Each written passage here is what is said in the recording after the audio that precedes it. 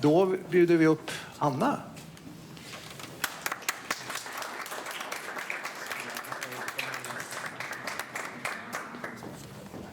Anna från Gärsjö. Ja, precis. Vill du sitta eller stå? Jag sitter gärna, tror jag. Ja. Anna, vi pratade häromdagen. Du hade precis kommit hem från USA. Ja, precis. Du far och har dig liksom. Och då sa du, det är så skönt att komma hem till Gärsjö. Ja, det är lite det är lite lugnt och ro. Sådär. Du är solartist och du spelar med Nordic Resonance. Norden, förlåt. Ja. Och ni startade den 2017? Vi började spela tillsammans 2018 och sen hade vi första konserten 2019. Ja. Och sen gick du ut Musikhögskolan 2020? Ja. Och sen har det liksom bara tagit fart? Ja, du har blivit liksom, du har gjort officiell showcase av Womex på Nordic Alliance, du har varit på Tallinn Musikvik och du är verkligen ute där. Och jag tänkte på att är det ett medvetet val det här med att ha sin hemsida på engelska? Ja, men vi har, speciellt med Nordic Resonance, så är vår publik mest internationellt. Det har blivit så och vi vill nå ut internationellt mycket. Så därför kör vi hemsidan på engelska. Jag har försökt bygga den på svenska också, men tiden har inte riktigt funnits. Okay. Så därför kör vi hellre bara på engelska så att alla kan förstå. Och vad har du liksom lärt dig när du har varit ute? Hur har du utnyttjat de här mässorna som du har varit på? Du har ju varit på några stycken nu. Va? Ja, som du sa, vi har varit på Womex, Folk Alliance, Nordic Folk Alliance, Tallinn Music Week, English Folk Expo, Export Music Sweden i höstas. Och har haft officiella showcase och vi har haft turen att liksom få vara upp på scen och faktiskt showcasea vår musik för alla som är där, vilket är väldigt gynnsamt för att folk får se en live. Och sen har jag sett till att åka tillbaka till Womex varje år. Vi hade showcase 2021. För man hinner inte träffa alla, det är mycket folk.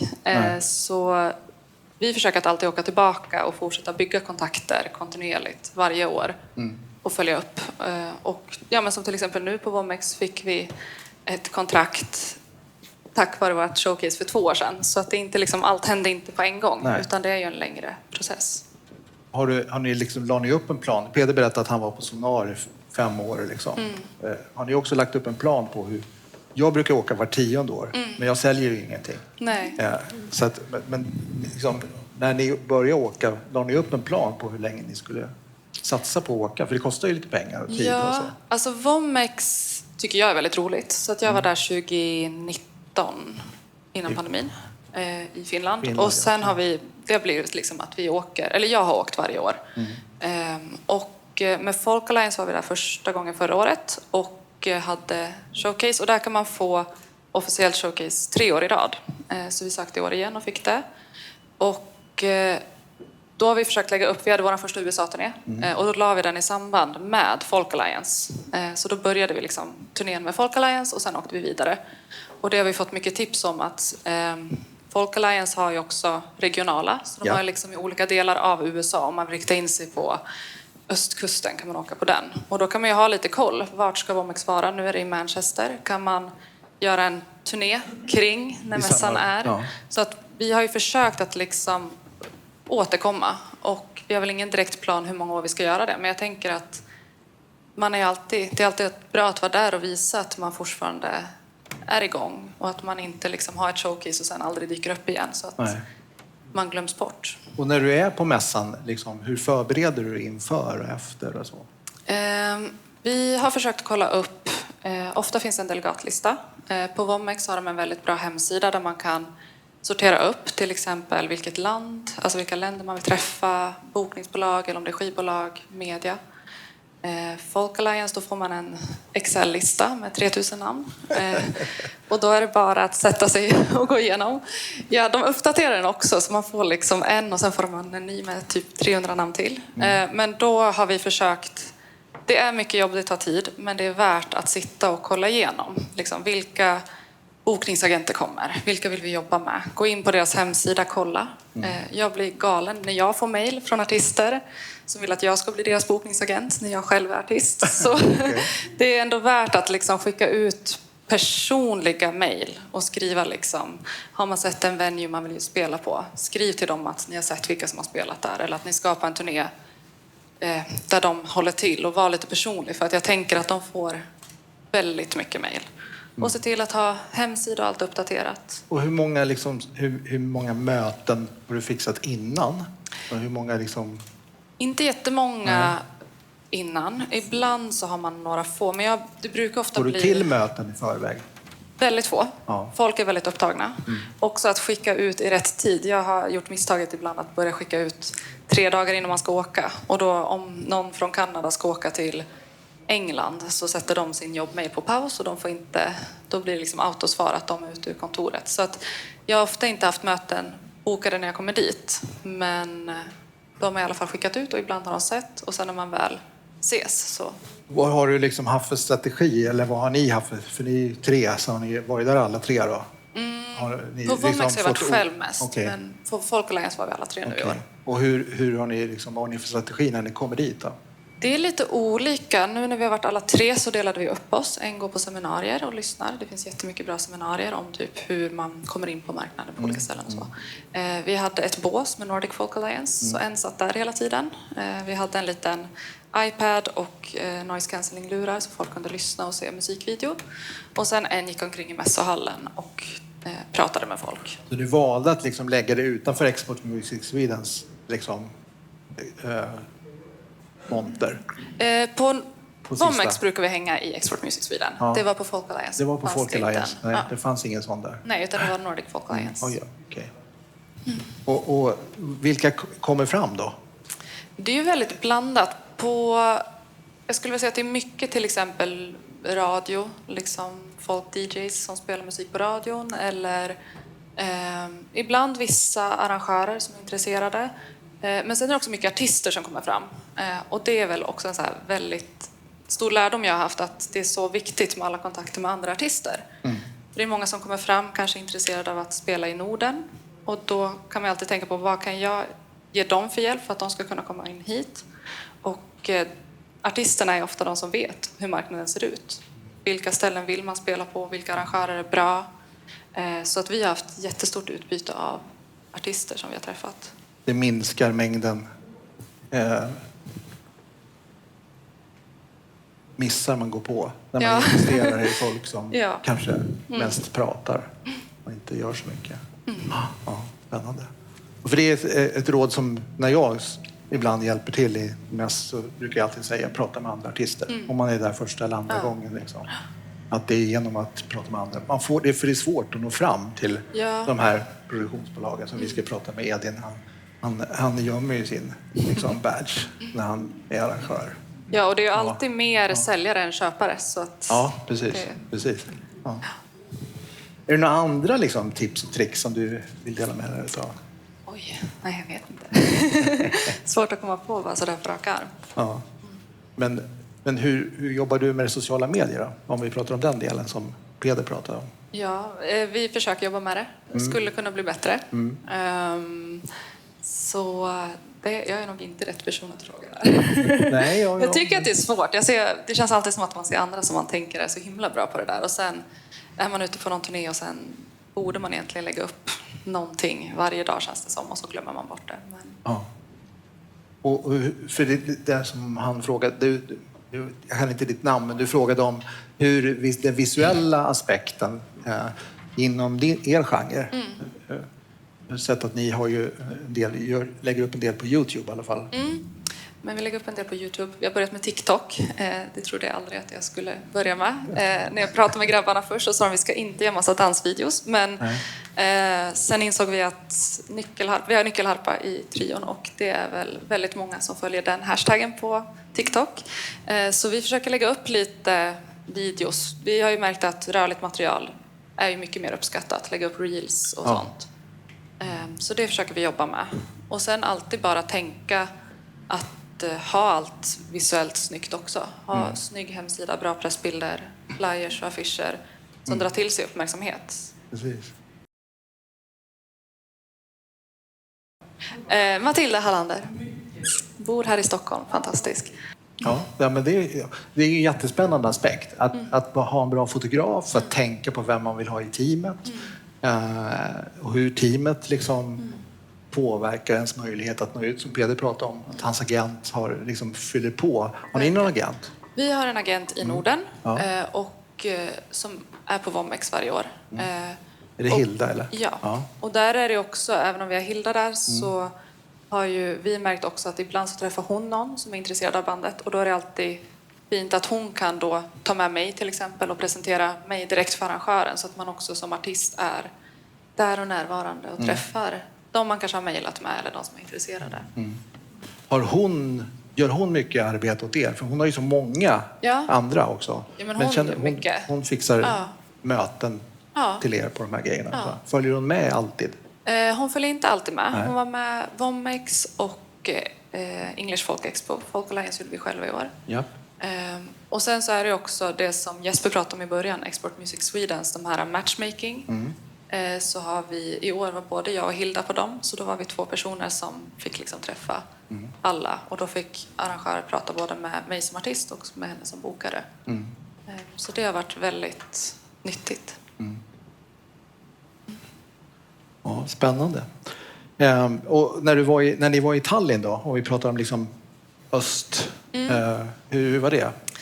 Det var lite mer oklart. Nej, men...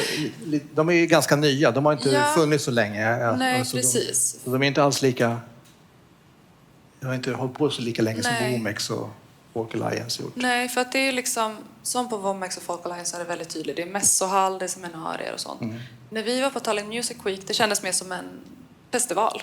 Det var jätteroligt att vara där och jättebra festival. Men rent ur ett branschperspektiv och liksom mässoperspektiv så var det inte riktigt liksom så tydligt på samma sätt. Och hur kände du? La ni om strategi då? När det liksom inte fanns någon monter och på Amsterdam Dance Event när jag var där i fjol, det finns heller ingen monter utan det är mycket grejer som sker ute på stan. Ja. Liksom. Nej, men det är väl bara att liksom vara där och vara med. Och också så här, kanske inte bara spela sin konsert och gå och lägga sig utan det är intensiva veckor, man är uppe sent och länge. Men det är värt det, för ibland kan det vara när man står vid baren 3 på natten så man träffar den där personen man har letat efter hela mässan och man faktiskt får en chans att prata lite. Så att, inte vara för full. Nej, men det är väldigt värt att liksom försöka ha energin att vara med under hela dygnet. Och jag tycker det är en jätteintressant fråga. Hur mycket alkohol ska man dricka? Alltså, ja, det är väl när det faktiskt är så att man ska vara där och representera. Vår bransch är ju liksom full av alkohol. Ja. Och det fanns en chef inom Rikskonserter som var känd på att liksom boka sin tid på Vomex efter när det serverades alkohol i olika barer, alltså i olika montrar. Så man behöver ju inte, alltså det serveras ju hela tiden. Så det kanske är också en strategi för att orka få det här samtalet 3 på natten, att man inte dricker så mycket. Ja, verkligen. Varannan vatten, verkligen. Vi brukar prata ihop oss innan en mässa och ser lite bara, kolla läget. Och sen har vi liksom haft möten efter mässorna. Ett Excel-dokument där vi skriver upp vilka kontakter fick Anna, vilka fick Hilda, om grabbarna har varit med, vilka kontakter har de haft. Sen ser vi lite, men är det några som hon känner sedan tidigare eller som vi känner sedan tidigare. Och sen har vi hela tiden en dialog om vem som tar vilka kontakter. Det är det där. Det är lätt att tänka om man har bokningsbolag att det blir mindre arbete, men det blir också hela tiden en till i teamet som man måste koordinera med. Så att det är ju liksom, vi försöker hela tiden stämma av och kolla. Nu frågade vi om innan. Vad är strategin när ni kommer hem? När vi kommer hem så är vi brukar ofta vänta ett litet tag så folk hinner landa och komma tillbaka och svara på alla mejl. Men sen har Hilda varit med så kollar vi lite med henne. Vilka kontakter tar hon, vilka tar vi? Nu när vi var själva på Folk Alliance så då är det liksom mejla, följa upp, kolla igenom en gång till. Man tilldelas ju massa, folk delar ut visitkort, kolla vad man har fått. Är det någonting som är relevant? Är det någonting som är relevant för någon kommande turné till exempel som man borde höra av sig till redan nu och knyta ihop? Så det är, Och hur många vill ha en skiva? Ja, många. Delar ni ut skivor? Det beror lite på. Vi har ju liksom, har man skivbolag så är det lite mer osäkert. Ja. Eller jag blir mer osäker på hur vi bara kan dela ut. Men vi försöker dela ut. I USA på Folk Alliance är det väldigt mycket folk-DJs som gärna vill ha CD-skivor som de kan spela i radio. Det var också ganska mycket som köpte skivor. Det är mycket fans också på Folk Alliance och sånt. Sen hade vi en turné direkt i anslutning. Så att det gick åt lite skivor. Det gick åt och vi försökte vara återhållsamma. Vi sålde liksom sista skivan på sista gigget, så det var ändå tur. Det var tur.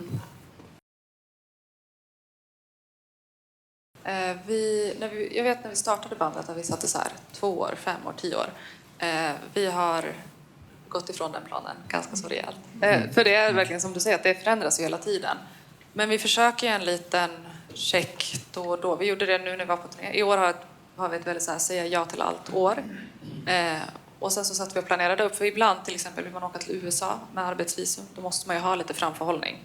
Så vi försöker planera upp vilka turnéer, vilka marknader vill vi till de kommande åren. Och ha ett ungefär. Sen är det klart, det kan ju vara så att man vill åka på en turné i Kanada. Men sen så blir det ingen napp där. Då kanske man ändrar den planen.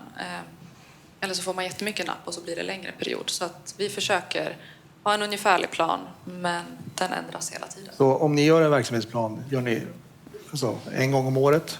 Ni ska ju göra en arbetsstipendieansökan till Konstnärsnämnden till exempel. Så då gör man ju en plan, eller hur? Och så ska man gör man en utvärdering också en gång om året, eller?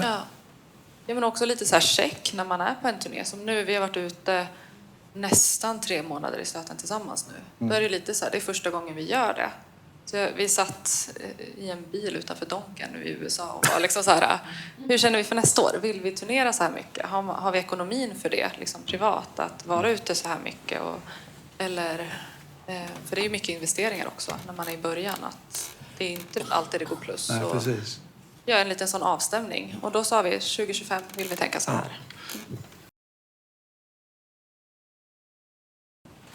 För oss är det mest liksom live-framträdanden. Spela för publik och vara ute och spela. Och då har det blivit... I år så spelar vi på ganska mycket olika marknader internationellt. Och då känner vi av, vart går musiken hem? Vart finns det en publik? Vart vill vi komma tillbaka och fortsätta bygga vidare? Och sen har vi funderat på lite med liksom licens och sånt där. Men det är en marknad vi inte riktigt har gett oss in på än. Vi söker pengar från Kulturrådet. Det är inte alltid man får det. Och då blir det liksom... Vi åkte till Australien, Chile och Colombia och hade sökt bidrag. Vi skulle få besked 2 veckor innan vi åkte. Och vi fick avslag på bidraget. Och då var det en avvägning. Antingen får man ställa in hela turnén eller så får man göra det som en investering. Och vi valde att göra det som en investering, vilket vi är väldigt glada för nu. Och vi skulle inte kunna göra det med varje turné. Utan vi försöker hitta olika vägar vad det finns för stöd och bidrag. Och också kan man sätta större ankargig som kan stå för till exempel en flygresa dit. Och sen försöka liksom ha resten av giggen fast gå plus. Men vi försöker få att arrangören står för boende och mat på gigdagen. Resor ibland. Men... Tack Anna. Tack. Nej, hon finns kvar sen. Nu kommer vi fram nästa man för rakning.